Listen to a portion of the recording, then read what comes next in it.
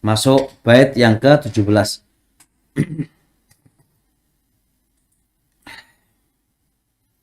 Wa kullu mahdhurin ma'al darurati biqadri ma tahtajuhu ad-daruratu.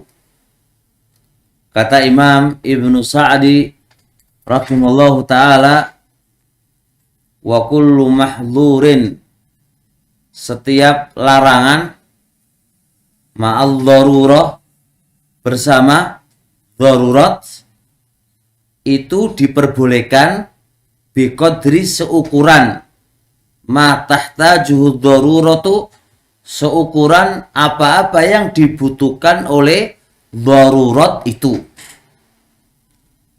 Masya Allah, kaidah ini luar biasa. Allah Subhanahu wa ta'ala boleh melakukan perkara haram ketika darurat. Itu pun tidak diberi keluasan, terserah awakmu gitu, gak. Jadi jangan dipahami mumpung oleh berarti kita harus sepuasnya, tidak.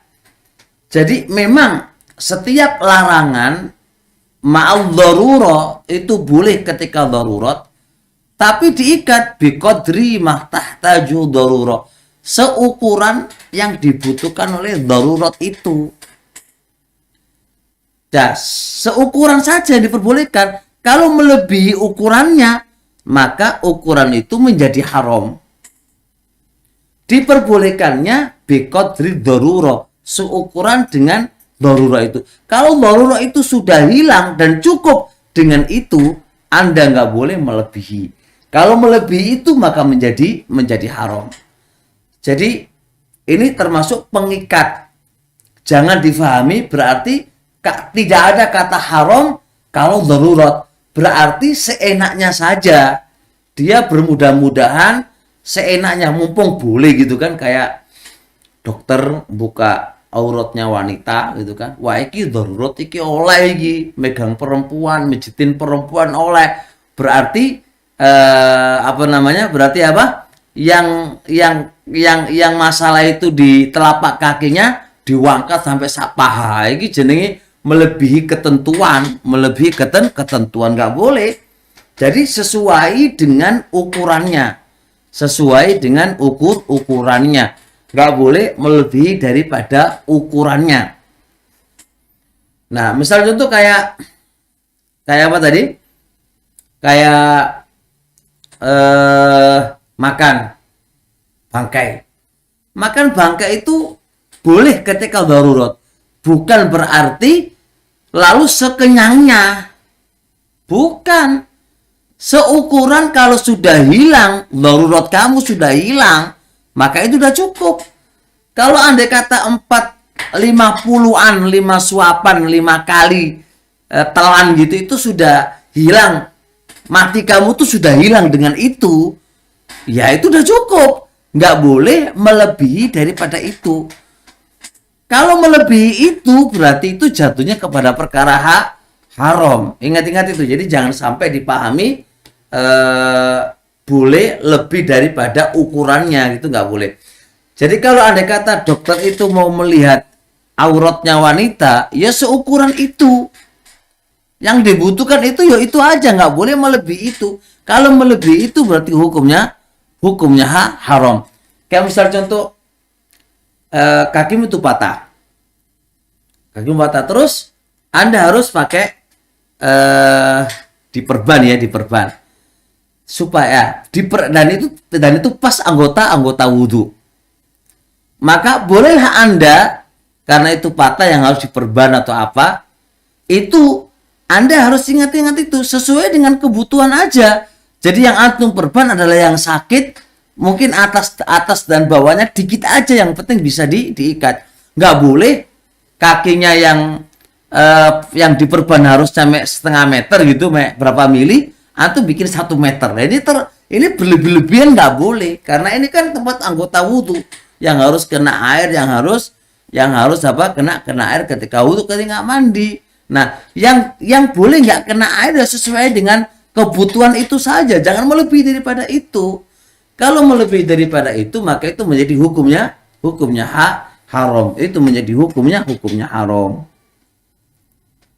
Nah, adapun dalil tentang kaidah tadi ikhwan adalah ayat tadi famaniturra ghairu baghin wala adin, kan tidak boleh melampaui batas. Berarti kalau nggak boleh, barang siapa yang terpaksa tanpa dia mencari-cari dan tanpa dia melampaui batas. Lah, jadi kalau dia di atas ukurannya yang dibutuhkan, itu berarti melampaui batas. Nah, fala isma alih, tidak ada dosa, itu diikat, nggak boleh mencari-cari dan nggak boleh melampaui batas. Mafhumnya, kalau dia sampai melampaui batas, berarti tetap ada dosa, nggak diangkat lagi dosa itu.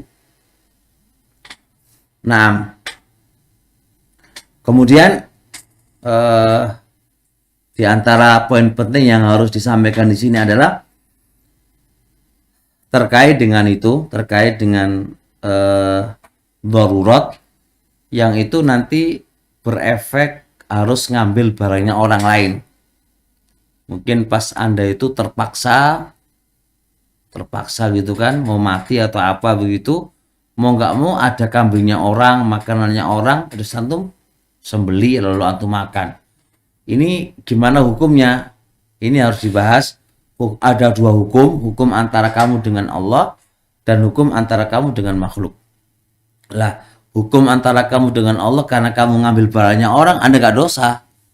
Karena haknya Allah itu mabni ala toleransi, ala tasamuh. Haknya Allah itu kan gampangan gitu kan.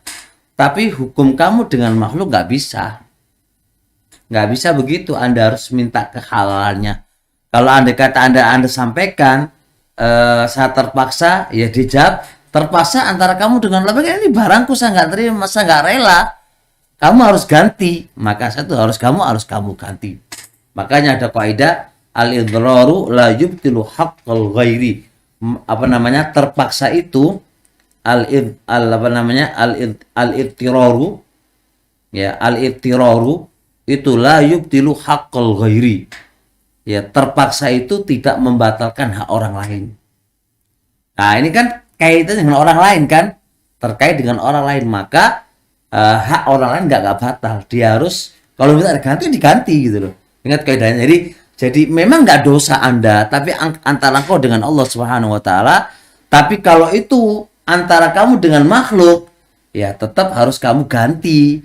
Kecuali kalau dia rela, nggak apa-apa. Kalau dia rela nggak apa-apa, alhamdulillah. Kalau nggak rela nggak bisa, kita harus ganti. Itu harus dipahami. Jadi kesimpulannya ada 2 poin ya. Jadi jangan dipahami kalau sudah darurat lalu ada seenaknya melakukan perkara haram, tidak. Itu dibatasi 2 poin. Poin pertama, seukuran dengan kebutuhanmu saja.